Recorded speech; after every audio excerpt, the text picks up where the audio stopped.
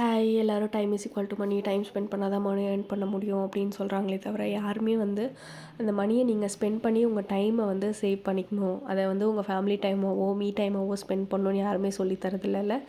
So ஒரு சின்ன incident சொல்கிறேன். ஒரு 10 days பேக் வந்து என் ஆஃபீஸ் ஒர்க் விஷயமா சென்னை போயிருந்தேன். சென்னை போயிட்டு அங்கேருந்து நான் வீட்டுக்கு போகணும். ஈவினிங் ஒர்க்லாம் முடிச்சுட்டு நான் என் ஆஃபீஸ்லேருந்து போயிருந்தேன் அப்படின்னா ஒரு ½ அன் ஹவரில் ₹130 ஸ்பெண்ட் பண்ணி ஆட்டோவில் போயிருந்துருக்கலாம். பட் நான் பஸ்ஸில் போகணுன்னா 2 பஸ் மாறி போகணும். நான் ஓகே டைம் இருக்குது அப்படின்னு சொல்லிட்டு பஸ்ஸில் போக ஆரம்பித்தேன். ஒரு 15 மினிட்ஸ் போக வேண்டிய இடத்துக்கு வந்து 40 மினிட்ஸில் போனேன். ஏன்னா டிராஃபிக்கில் மாட்டிக்கிட்டேன். மாட்டிட்டு ஒரு 40 மினிட்ஸ் கழிச்சு அங்கே போனால் அங்கே பஸ் கிடையாது. அந்த பஸ் வர்றதுக்கு இன்னொரு 10-15 மினிட்ஸ் ஆகும். அதுக்கப்புறமும் நான் அதுலேருந்து ஏறி போனேன்னா இன்னொரு ½ அன் ஹவருக்கு மேலே ட்ராவல் பண்ண மாதிரி இருக்கும், அங்கங்கே ஸ்டாப் ஆகி போகிறதுனால. ஸோ நான் யோசிச்சேன் ஆல்ரெடி ரொம்ப லேட் ஆகிடுச்சின்னு சொல்லிட்டு அங்கேருந்து ஆட்டோ பிடிச்சிட்டு வீட்டுக்கு போயிட்டேன்.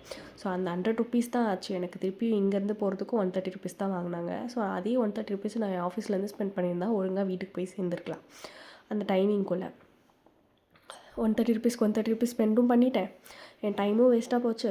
அதை வந்து நான் டைமாக என் பையனோடையோ இல்லை எனக்காகவோ வந்து ஸ்பெண்ட் பண்ணியிருக்கலாம். ஸோ எங்கே உங்களால் அஃபோர்ட் பண்ண முடியுதோ அதை தயவு செஞ்சு அஃபோர்ட் பண்ணி உங்கள் டைமை சேவ் பண்ணி உங்கள் ஃபேமிலியோடையோ இல்லை உங்களுக்கான டைமாவோ ஸ்பெண்ட் பண்ணுங்கள். Happy living.